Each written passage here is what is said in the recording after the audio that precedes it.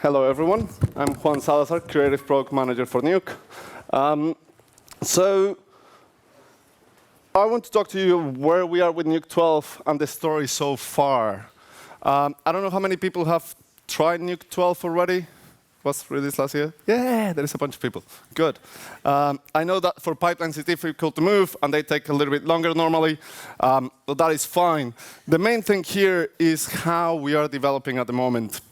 And the main thing is how we are developing the whole series. It's not just Nuke 12. It's going to be Nuke 12, Nuke 12.1, 0.2, probably 0.3, and we'll see how that goes after. But the main thing here is the main reasons why we are developing. As Jordan was saying, a lot of us in the Nuke team, we come from production. One of the things is make sure that we build tools for you and to make your life easier. And a lot of it is actually keeping artists' eyes on the images. That's one of the main things we want to do. Obviously, keep making Nuke faster. We know that workflows are changing, 4K, 8K, whatever K they decide next year. So we are making sure that the core of Nuke is built for that and ready for it. And on top of that, well, we've been working on here on Nuke Studio and HieroPlayer quite a lot, is the idea of how do we make workflows for multiple shots in context with a really strong review pipeline. So with those in context, we have actually built the whole series. I'll be talking mostly about 12.1, but a lot of the features that came in 12.1 come as well with things that came in 12, so I'll be mentioning a few of those bits as well. So the first thing that we did in 12.1 to make sure that artists' eyes are perfect is making sure that the high DPI screens have the right size of text, right? So making sure that our artists don't get blind by looking at tiny text in 4K monitors. We know we are all moving into 4K, so that's a very important part. Obviously, on Windows and Linux, it was supported on Mac on Nuke 12 already. So that's kind of the first part. The second part, as I said, is we've been working a lot in designing the tools. We have a really strong designing team that is working quite heavily as well, working with artists and trying to figure out. So we decided to redesign one of the oldest nodes in Nuke. And why not? And the one that I think most people learn and try to learn, and they actually ended up putting it on their linking profile that they have learned it. And that's the Shuffle node. So the Shuffle node has been completely redesigned. And what it is instead of checkboxes, now we have actual connections between the channels. So you can actually connect them separately. You have a really good visual representation. At this point, I'm kind of trying to remake that connection. So you can see how I can drag and drop the connections. The blue channel goes into the alpha, so I'm just going to drag that blue connection into the alpha and have a good representation of it. There is a lot of hotkeys that I can do here. So I'll be able also to have my black points and my white points. If I want to fill with black or with white, it's right beside the channel, so I can visualize which channel is actually being dragged. Or I can drag and drop it completely, and it will make all the connections directly, and then make the next connection. If I disconnect the node and I don't have the channels, it displays it a dotted line, so you have a really good interpretation of what is happening on the node. But obviously, there is not just the shuffle. We decided to replace the shuffle copy as well. And we replaced it with the shuffle, right? So now it's a single node. You don't have to have two different nodes. What we have is the B input is what it used to be input 2, and now you have an A input to put it on input 1. So now you can select which channels you can actually bring in. Now you have an input A. I can select which channel, which layer I want to pick, to which layer I'm going to go, and I start connecting and doing the same connections as I used to be. There is a lot of other hotkeys in there. Like if you do Alt, it will connect that single channel into all the channels that are in front, or you can do Alt and Command, and it will do all the channels but going up, or all the channels going down. I can drag and drop it. The other thing that will happen in a second, I'll do the filler, is I can drag and drop it, and I can actually rearrange it and put them in the right levels of the right connections that I want. Now, on that note, I'm going to ask something. Under the hood, we made this so we can actually use it for multiple inputs and multiple outputs.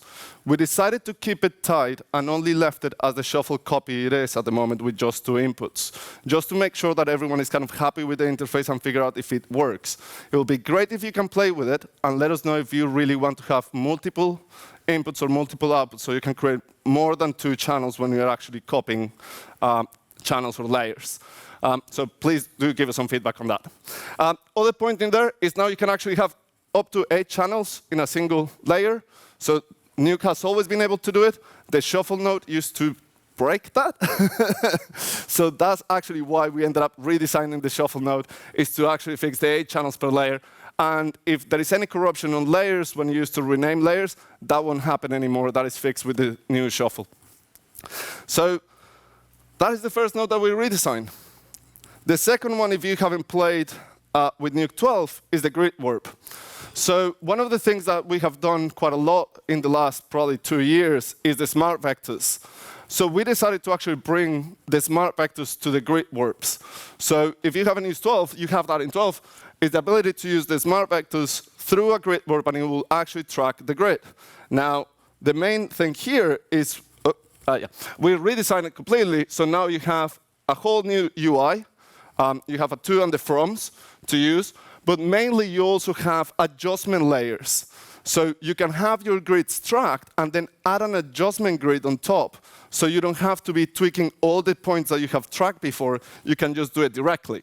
Now, this is another new feature in 12, which is the lasso tool in the viewer. Thank God. I know it took us a while. But the main thing here is now we can actually export any of these trackers or any of these points from the GridWarp into a tracker node. So now you can, if you use the the GridWarp tracker as a planar tracker, you'll be able to do a lot. And then you can add points in the middle and then use that as an actual tracker in different parts of your comp. So it becomes really, really powerful. And it's how we actually move data from one place to another with the tracking points and the smart vectors. Cool. Next one. So since we're in there, why not do particles? So the main thing is we updated the particle system quite a bit in 11.3, got a speed boost, but this time we decided to bring Blink. So now you can write your own plugins and your whole BlinkScripts inside the particle system. So if this plays, come on, there you go. So now I can actually write full BlinkScripts directly, which obviously will generate parameters, and that is great, especially for generating forces, flows, fields.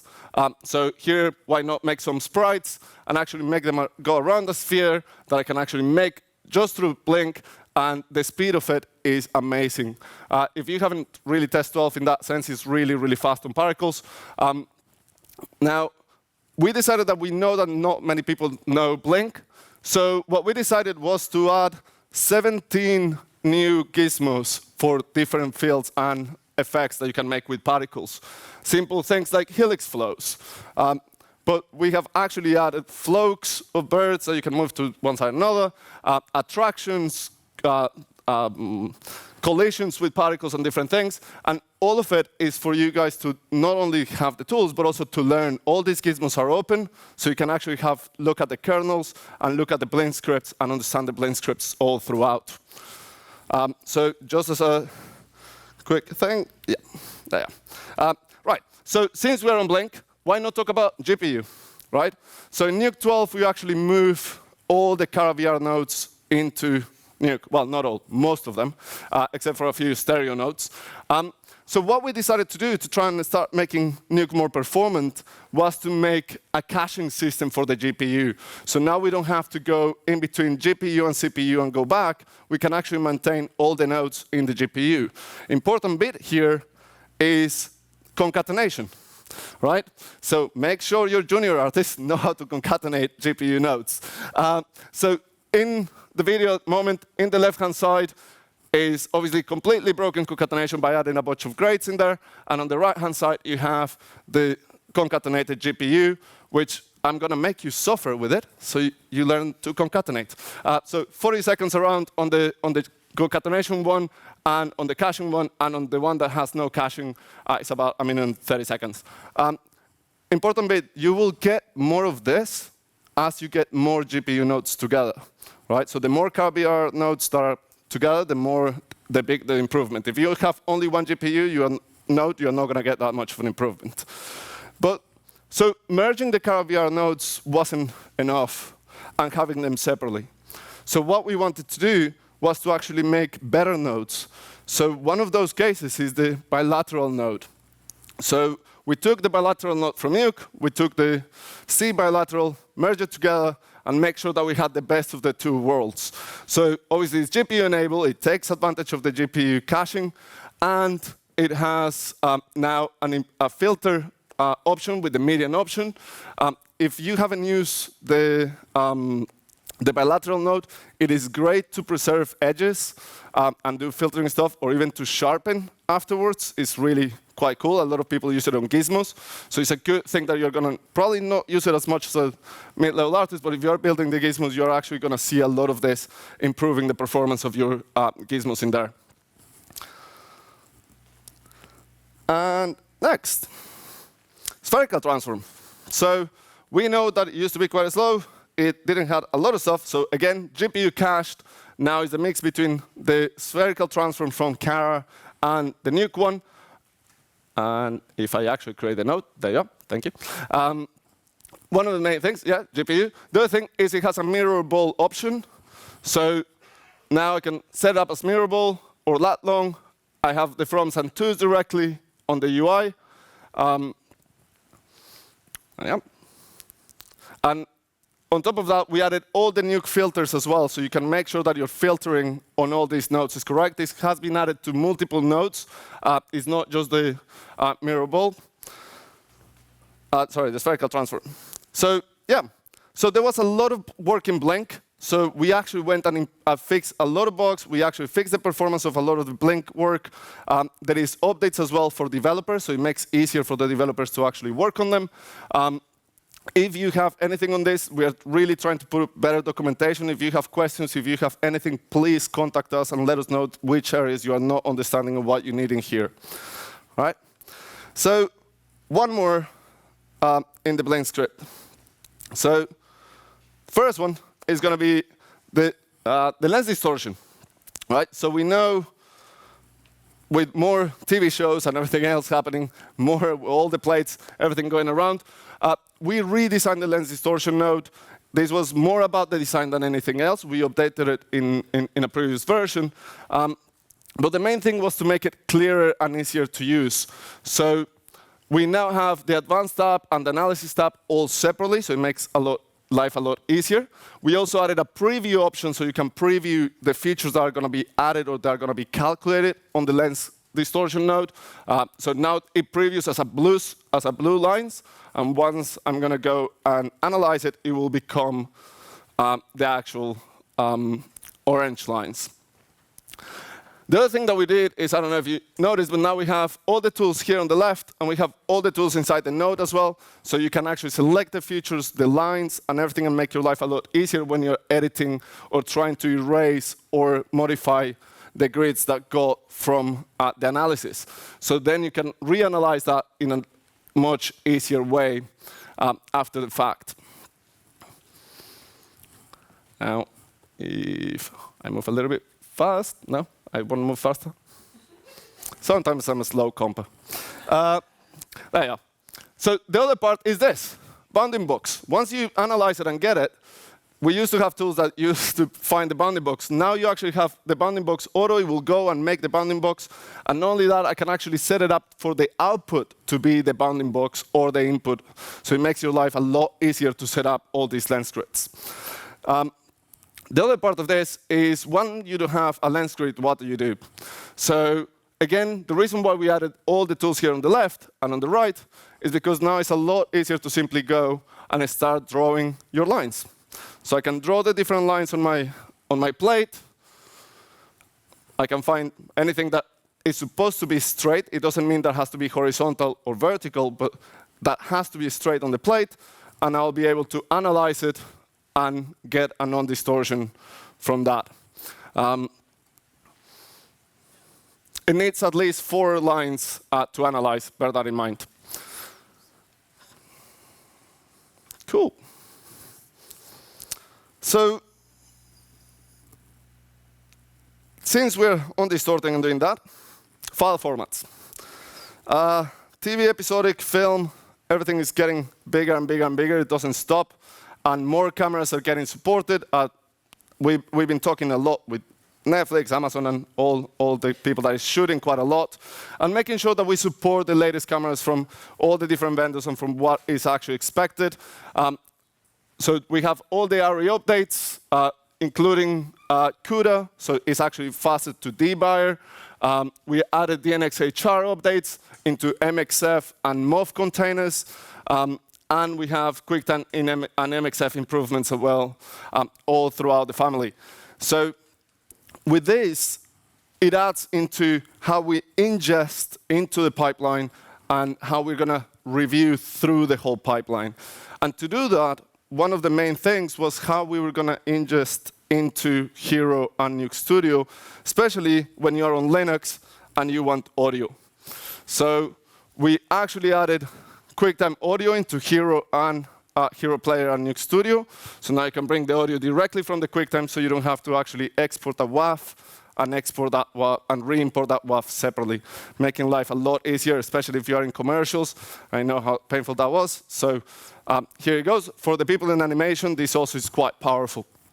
So with that, we decided to do a little bit more work on audio. We knew there was a couple more things that people wanted to do in audio.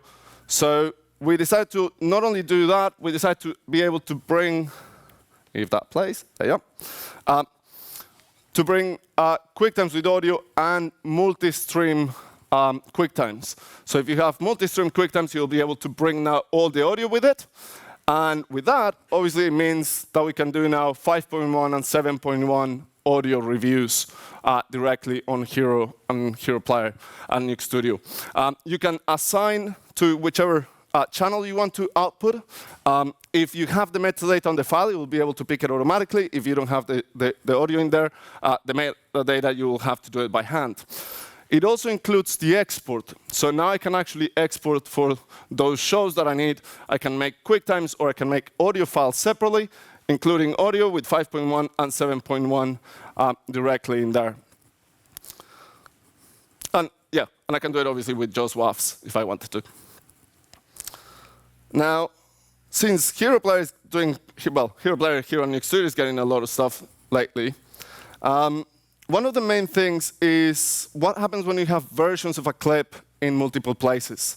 So we decided to do a linking of the versions of a clip that exist on the bin to the ones that exist on the sequences. This allows you to do a lot of different things. So for those of you that don't know about the versioning system, in this case, that's the on-link. So in this case, the clips are on-link. In Hiero and Nuke Studio, you can have versions of a clip and just change it automatically. But it used to be that it was on-link all the time. So if I change a version of the clip at the top, none of my clips will change. Now I can actually link it and make sure that all my versions are linked. In this case, the 2 clips at the bottom are linked to the clip at the top in the bin. So if I make any changes to any of them, I'll do that. Now I'll be able to unlink single clips on tracks items. So now if I change that one, it's only changing the second one, but it's not changing the first one. So I can make sure that I do review sessions, or if I want a version of a clip earlier in the timeline and a version of the clip later, I can make sure that they are separately. But I can also make them link to the clip in the track item. This is really powerful, especially when you're working in commercials, for example, and you have your 40-second, 1 minute, and so on, different edits, and swap that between them. You can also do it from the spreadsheet. So from the spreadsheet, I can actually go, see the linking, and I can decide which ones I want to link and to which version I want to link them to. Now, since that is happening, we decided to make HieroPlayer to launch faster and start working with HieroPlayer. And so a lot of people is actually using this for review in different areas. So now that was 12, it's already launched. 11.3 is still trying to launch, and it will take a little bit longer for that. So, but that wasn't enough. So we actually decided to add to the terminal mode the ability to add a whole file path either for a project or for different files. And you can load a whole project directly from the terminal. Again, for review sessions, in this case, I'm actually loading quite a long time now, so it's going to take 2 seconds. But there you are. Thank you.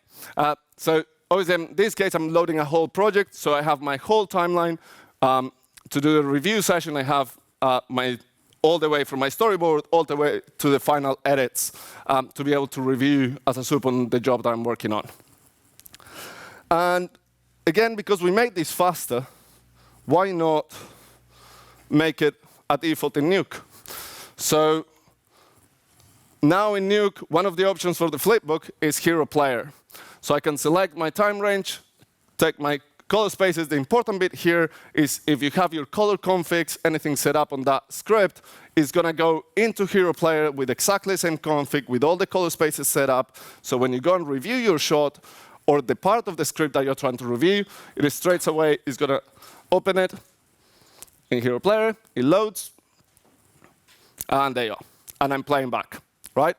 So now I have my version. One of the main things I'm going to show you here is on the name is the name of the script, the name of the node that you used, and the timestamp of when that was done.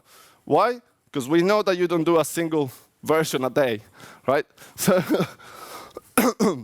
so what you want is come back into your script, do some changes, and send it back into HieroPlayer. Pardon me. I'm going to use this rendering time for that. So now I have my 2 versions in HieroPlayer. And I can very distinctly know that it was from the same node, but I know which version was which. So I can drag it into the viewer and straight away start comparing the 2 versions. For those of you that obviously don't use Flipbook, but they actually send to a render farm to render and then bring it back, well, one of the main problems when you do that is you go into a Nuke viewer and you want to zoom in and you lose the cache and all that type of stuff. That doesn't happen on Hiero. So I can actually be bringing those files directly from the farm into my HieroPlayer session, review it, vertical, horizontal, difference, anything. If I'm doing grain checks or anything like that, I can actually check very, very easily what is happening with all the versions. And all of that is 12.1. For some of you that don't know, we have been on beta for quite a few weeks now, and this will be out quite soon. Now, 12 was out earlier last year, kind of around June, July. July, actually.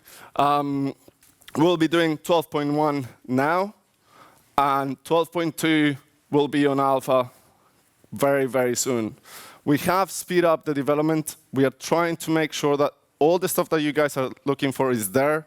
If you have any questions or anything that you want us to develop, come around and talk to us. We cannot develop or fix bugs that we don't know about. And I'm saying that quite clearly, because I used to be a comper, and I used to know what I swear at. And the day I got to the foundry, literally, I started talking to the developers, and they were like, there is no logs. And I went, but every single comper knows that this is broken. But you guys know, but none of you has reported it. So tell us about it. Because one thing is that you guys know, I know you're very busy, you're working a lot of this stuff, but do come and tell us. We have the support portal, which is amazing. The support team is doing an amazing work lately. Please do contact us, and we'll be able to fix things that you've been wanting to get fixed for a while. And we are really into it at the moment. So please, that's what we have for 12.1. Thank you.